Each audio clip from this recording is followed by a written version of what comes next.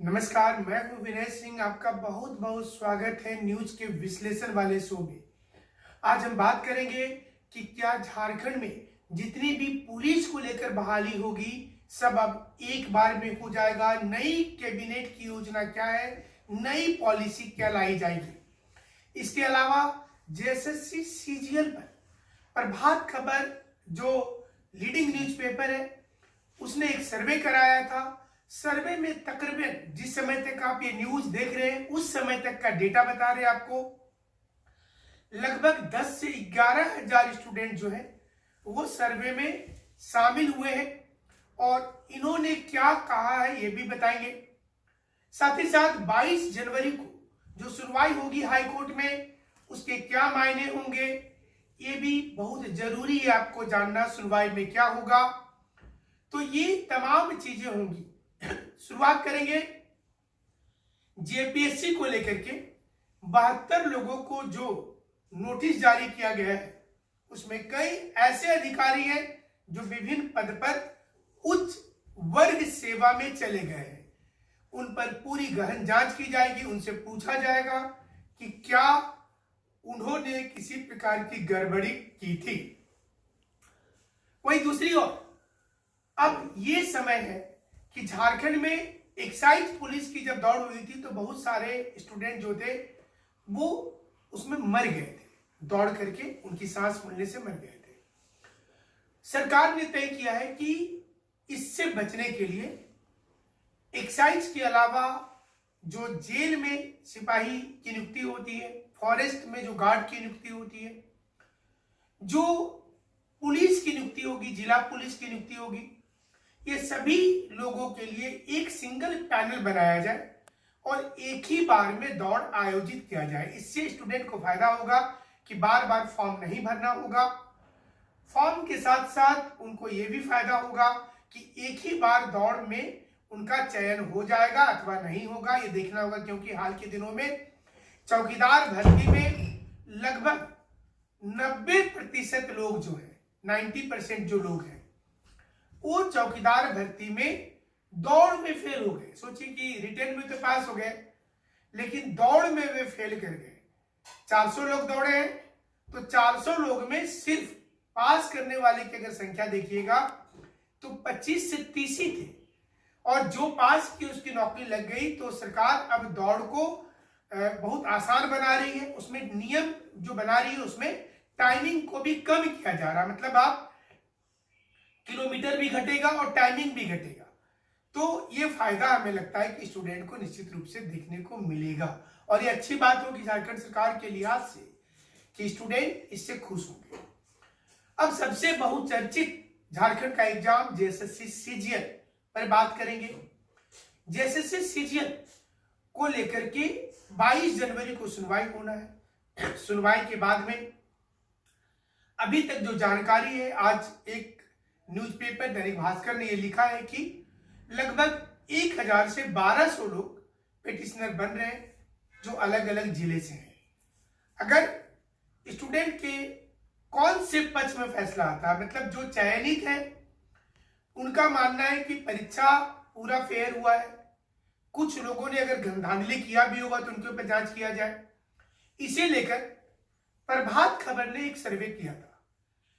सर्वे में लगभग अभी तक जब तक आपको न्यूज दिखा रहे तब तक लगभग 10 से 11 हजार लोगों ने वोटिंग किया है और इस वोटिंग का जो नतीजा है ये आपके स्क्रीन पर है। इसमें लगभग 65 से लेकर के, चूंकि ऊपर नीचे हो रहा है 1% 2%, इसलिए हम आपको एक फिगर बता रहे हैं 65 से लेकर के 70% लोग ये चाहते हैं कि परीक्षा जो है अच्छा हुआ है और इसका रिजल्ट आना चाहिए। इसको दो ही भाग में अगर परिवर्तित कर दें कि रिजल्ट आना चाहिए या नहीं आना चाहिए तो लगभग 70% लोग, 65 से 70% लोग ये मानते हैं कि रिजल्ट आना चाहिए और लगभग 30 से 35% लोग ये मानते हैं कि रिजल्ट नहीं आना चाहिए, दोबारा परीक्षा होना चाहिए। इसमें अभी तक 10 से 11 हजार लोगों ने वोटिंग किया है। प्रभात खबर ने कल पोल करवाया था। उस पोल के आने के बाद कई लोगों ने वीडियो भी बनाया था वीडियो बना करके लोगों को जानकारी दी गई थी। अधिक से अधिक लोगों को पोल में शामिल होने की अपील भी की गई थी और इसमें लगभग 30 से 40 व्हाट्सएप ग्रुप में भी ये मैसेज गया था कि ज्यादा से ज्यादा लोग करें। अब यहां पर एक सवाल, 2-3 सवाल आ रहे हैं। डॉक्यूमेंट वेरिफिकेशन हुआ था लगभग जो 2200 से ज्यादा स्टूडेंट का। मान लीजिए कि वो 2200 के 2200 लोगों ने लिखा है कि रिजल्ट आना चाहिए, ऑब्वियस है कि वो लिखे होंगे। लेकिन फिर ये 11,000 लोगों में, 10,000 लोगों में ये 7,000 लोग एक साइड कौन है? क्योंकि पोल में एक मोबाइल से एक ही बार आप स्कैन करके उसका आंसर कर सकते हैं। हमने उसमें सिस्टम बनाया हुआ था कि आप एक ही बार कर सकते हैं, उसको दोबारा नहीं कर सकते थे। जैसे एक ही मोबाइल से होता है ना, बार बार करना नहीं, आपको एक बार कर दिए तो हो जाएगा। फिलहाल सर्वे एक दिन के लिए होता है, लेकिन सर्वे के वोटिंग अभी भी चल रहे हैं। बड़ी संख्या में लोग वोट कर रहे हैं और जैसा हमने बताया कि आपको ये जो आपको दिखा रहे हैं, जिस समय आप न्यूज देख रहे हैं, ये 19 जनवरी को हम आपको जो सर्वे रिपोर्ट लाए हैं वो तकरीबन 1 बजे, मतलब 1 बजे दोपहर तक का है। 19 तारीख के 1 PM तक का ये सर्वे आपको हम दिखा रहे हैं, जिसमें लगभग 11,000 लोग वोट में सम्मिलित हो चुके हैं। इसमें 65 से लेकर 70% तक, कल से लेकर आज तक का अगर डेटा देखेंगे तो आगे पीछे हो रहा था।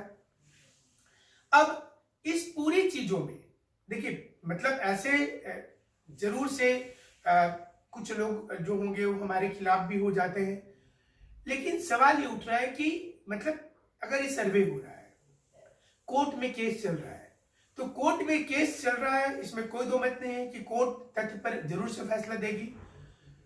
अगर CID जांच से सरोकार नहीं होगा, लोगों को विश्वास नहीं होगा, तो कोर्ट किसी दूसरी जांच के लिए भी बोल सकती है, इसमें कोई दो मत नहीं है। कोर्ट के पास अधिकार होता है और वो इसका पालन भी करेगी जरूर से। अब सवाल उठता है कि इसका क्रेडिट क्या एक आदमी को मिलेगा, 2 आदमी को मिलेगा, 10 को मिलेगा, 20 को मिलेगा, या फिर 10,000 20,000 लोगों को क्रेडिट मिलेगा? कोर्ट का फैसला किस ओर जाता है ये महत्वपूर्ण हो जाता है।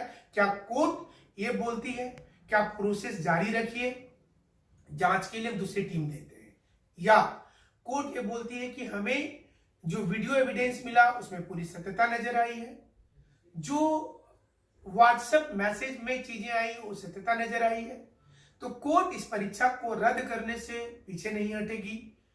कोर्ट उस समय में फैसला सुना सकती है कि हम परीक्षा को स्टे आगे बढ़ा रहे हैं।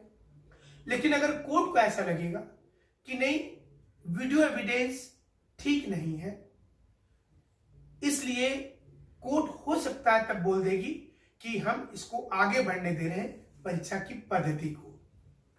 अब हमारा ओपिनियन बहुत से लोग जानना चाहते हैं। देखिए, आपने कभी देखा कि जैसे प्रभात खबर ने एक पोल किया, दैनिक भास्कर न्यूज छाप रहा है, हिंदुस्तान न्यूज छाप रहा है, दैनिक जागरण न्यूज छाप रहा है, हम भी उसी प्रकार से एक न्यूज चैनल चला रहे हैं। जो आप लोगों का बोलना रहता है उसको हम सामने लाते हैं। हमारा ओपिनियन से मतलब नहीं होता, मेरा ओपिनियन से कोर्ट नहीं चलता है। यहां पे समझना है, या तो 50% इधर 50% उधर। कोर्ट का निर्णय तथ्य पर आधारित होता है। कोर्ट ये देखती है कि तथ्य क्या बोल रहा है, और तथ्य अगर स्ट्रांग होगा तो कोर्ट आपके बारे में जरूर से सोचेगी।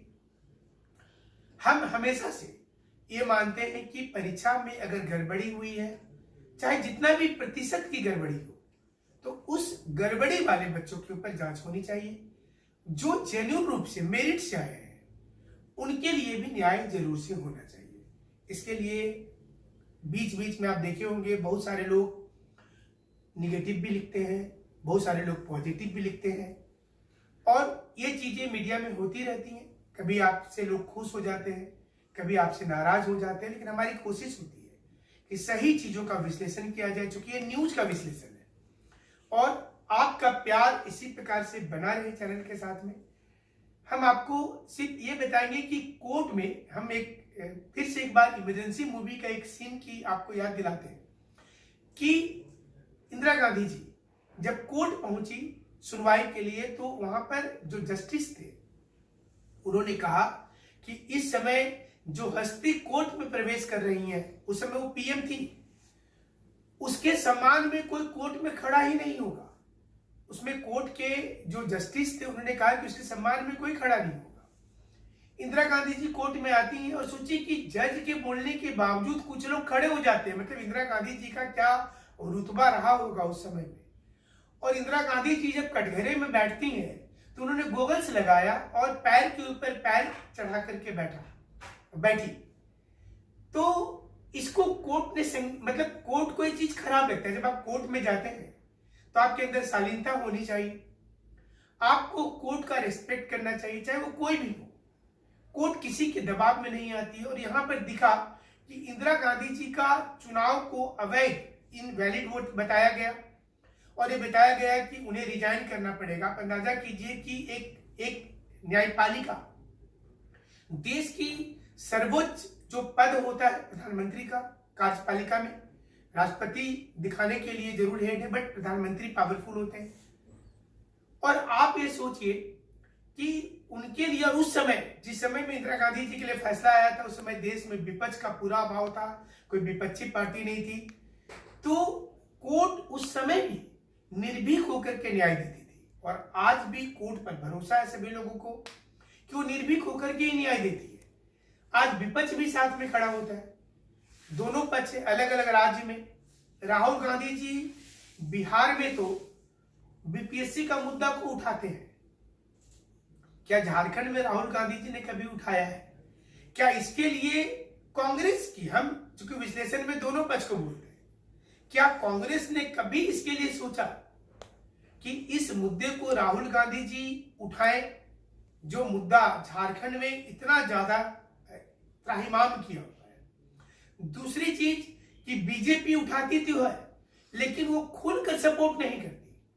आप देखे होंगे कि बीजेपी ने जिस वक्त में जेएसएससी सीजीएल का मुद्दा चल रहा था, उस समय बीजेपी ने जो हम लोग न्यूज में कहते हैं कि कोई मुद्दा को दफनाया जाता, जलाया नहीं जाता है कि उसे कभी भी निकाला जा सके, लेकिन बीजेपी ने 26 सितंबर में जब टीचर वहां गए थे, 30 सितंबर को टीचर गए थे, क्या बीजेपी ने उस समय कोई बड़ा आंदोलन किया?